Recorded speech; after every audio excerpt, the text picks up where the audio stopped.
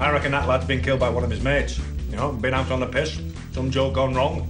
Tried to wake him up the morning after the night before, dead. They panicked and they put him in the arcade. Did you find out where he's getting his money? Not sure how that helps us build a case against him, sir. Do you remember hitting that lad? No. You sure? Yes, I'm sure. Now, you're not shitting me, are you? No, I'm not shitting you. The age difference, it's wrong. We shouldn't be doing it. Steve, what is this about? Sorry, Cheyenne, it's all over. We're living in a leisure economy, Terry. We can't lose. Look, I've read the brochure, Ripley. I just can't see how all this is going to happen. Will you stop talking like a tart? There's the bloke who talked to you called Carlisle. What difference does it make? He's the one to watch. I want to tell you everything. And I want to know everything about you. It's insane. I know. Can I kiss you? Remember who your mates are, Ripley. I'm trying.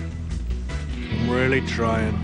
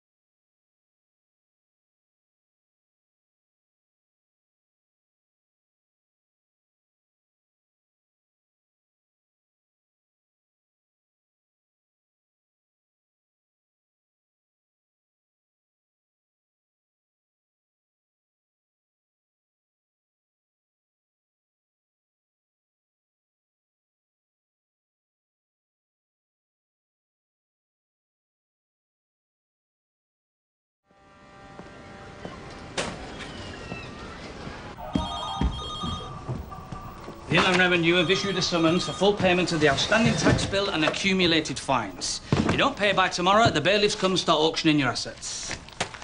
My escape fund. But I won't hold that against you.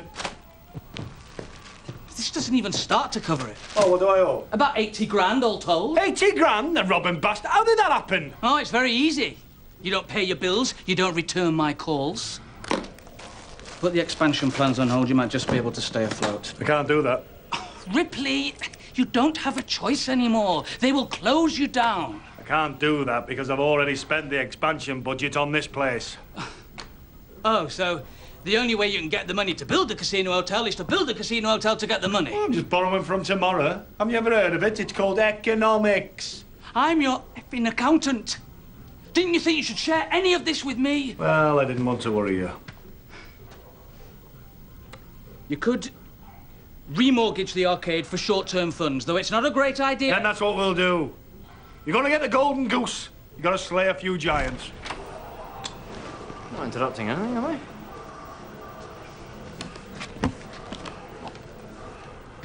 We now know that Mike Hooley died from a blow to the head with a blunt instrument. His blood test turned up a cocktail of stimulants which speeded up his heartbeat, so that when he got the head injury, it sped up the cerebral bleed. So it were an accident. Well, that's that then. Do you need any help packing?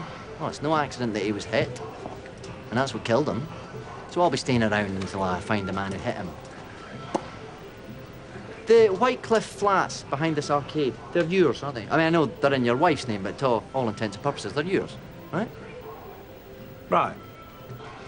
Forensics have found traces of Mike Hooley's hair and blood in the Whitecliff flats. Well, in the circumstances, I won't be charging rent. So Mike Hooley's body was moved from your flats to your arcade by someone who had keys to both. Well, the keys aren't going to turn up now, are they? Why'd you say that? There's only a prick hold on to the evidence. Perhaps it's a prick I'm looking for.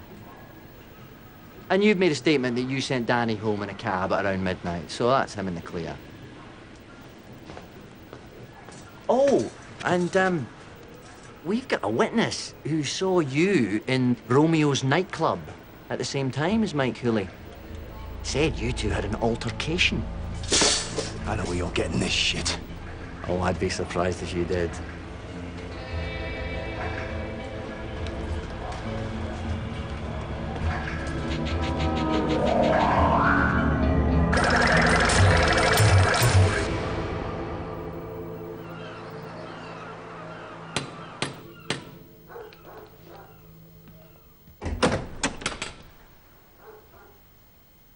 I tried so hard not to come.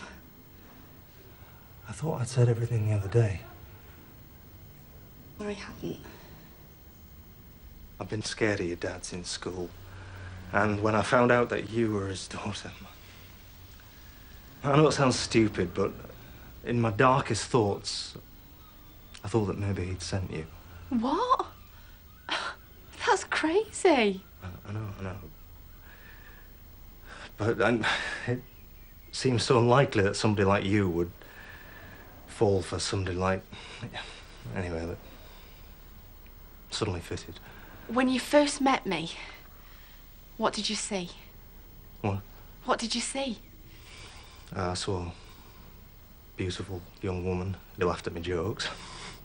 And one time your smile stayed, and I thought for a moment that maybe there was something about me that you found What's the point of this, Cheyenne? What you felt then, that's what's real. Nothing's changed. It's just you and me. Not my dad, not your age. This is how we feel about each other. And all the rest of it is just stuff. Just stuff. Yeah, well, I was going for the big finish, but I kind of blew it, I think. You're brilliant. You know that. And you promise not to be scared off by him again. Scared off by him? After the other day when he started taking your clothes off in the theatre, it's you I'm scared of.